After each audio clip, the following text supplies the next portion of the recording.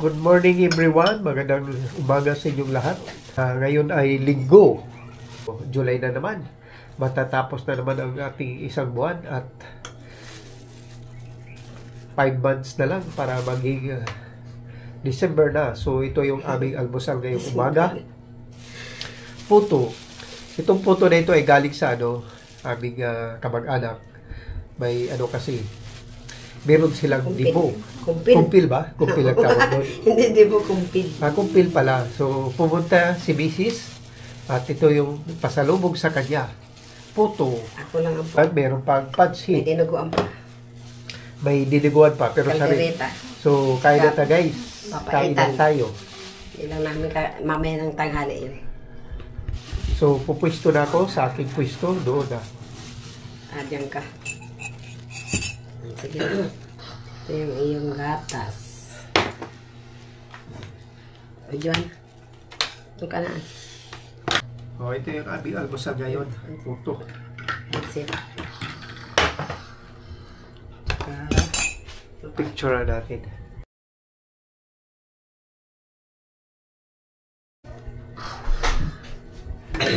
Sige. Okay guys, kain na tayo. Puto. May palaman daw to eh. Ayan o. Ayan o. May palaman ka. Ito yung ngayon na puto. Yung Galing yan sa Mandaluyong. pag bumili ka ngayon na puto, ito na yung pinaka bagong klase na puto. Dati kasi yung mga puto, yung plain lang. Parang bigas siya na giniling malangkit. Pero ngayon, na, mas pina-improve nila yung puto. Ito siya, may na, itlog na pula, tsaka may may cheese. So marami ka ditong Antin mo po ka.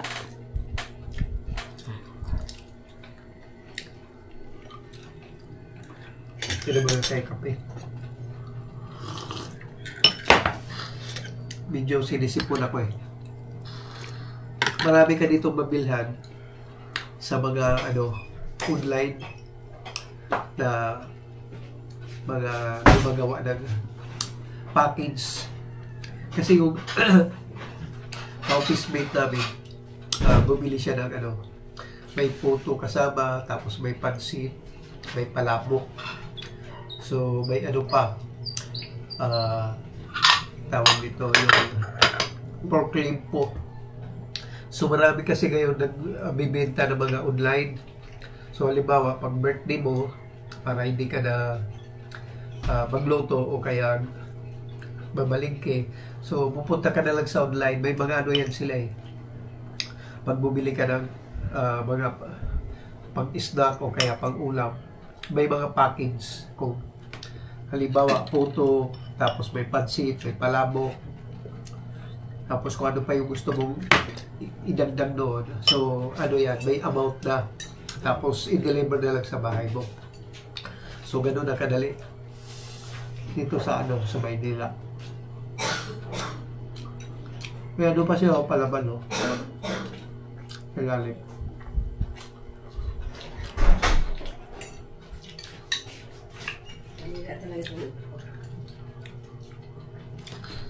Kaya pag may handa sa sa bahay nyo, may birthday o ba okasyon, kayo lang sa pamilya nyo, pwede ka lang bumili online kaysa magluto. So, hindi na abala sa sa sarili mo na magpagod ka pa. Pero kung gusto mo may iba talaga na may gusto kang putahe na lutuin, yun na lang idagdag mo na lulutuin. Kasi minsan pag sa online ka bumili, mas mahal.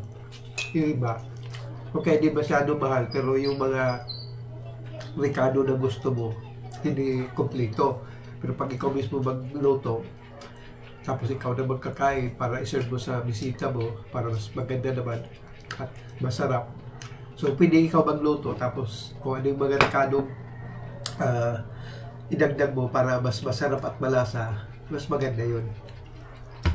Mag-ano ka lang talaga, gumastos at mag-import. So, ito pa yung pancit. Pero ito daw pancit, hindi na nila diluto eh. Binili nila ito sa online. In-order lang. Hindi In-order. malapit lang sa kanila. Pati itong puto, yung pinuntahan kahapon na may dibo. Kung diba? But kumpil. Kumpil. Lagi ako nagkakamali. Pero siya nagkakamali siya. Hindi pala dibo. Kumpil pala. Dalawang pamangkin ko kasi ang kinumpilan. Oh. So, ginawa nila, order nila siya ng sa online.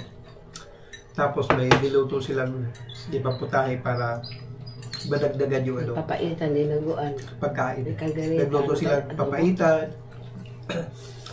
dinuguan, kaldereta.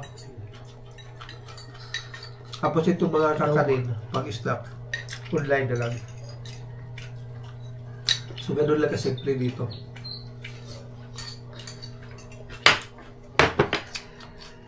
Linggo ngayon, mga alas 9 na. Kaya pala kami almusal. Muna namin ang aming batuta. Kasi pag linggo, wala naman masyadong ginagawa. Kaya wala kami pasok. Nandito lang sa bahay. At Lata. yung mga bagay na pag busy ka sa trabaho, hindi mo magawa. Ang Linggo, yun ang namin ginagawa. Yung paglaba, paglinis, pamalengke, at mahaba ang tulog. Kasi nga pag may pasok yung tulong medyo maiksi. Tapos kailangan pagtulog mo, limitado lang yung oras. Kailangan ganitong oras, matulog ka. Katulad sa amin. Natutulog ako pinakamaaga na, alas 10. Tapos gising ako mga 3:30 kasi magluluto pa. Kailangan maaga pumasok sa trabaho kasi alam nyo naman dito sa Maynila, pag tinanghali ka, traffic, mahirap sumakay. Pagdating sa trabaho, marami gawin. Siyempre sa biyahe pa lang, parang pagod ka na pagdating sa trabaho. Marami kang ginagawa. So, mas maganda, mas maaga. Para pagdating mo sa trabaho, medyo may oras ka pa para magpahinga. So, ganun yung ginagawa ko. Para pag-start ng trabaho, almusal ka muna, tapos trabaho. So, relax ang katawan mo. Kasi minsan pag tinanghali ka, palagi kang nagbabadali. Hindi lang nagbabadali, nai-stress ka lalo pag matraffic o kaya tinitignan mo palagi yung oras. Uy, malapit na kailangan makarating ako ganitong oras. Tapos pag hindi ka makarating, so di ba parang pagdating mo sa opisina, pagod na pagod ka dahil sa biyahe. Excuse me.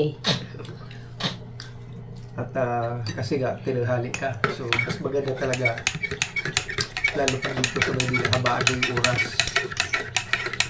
Mag-ano ka, mag-isang oras. Magpalugit ka. Para kung in case na traffic, maulan. So, may oras ka pa na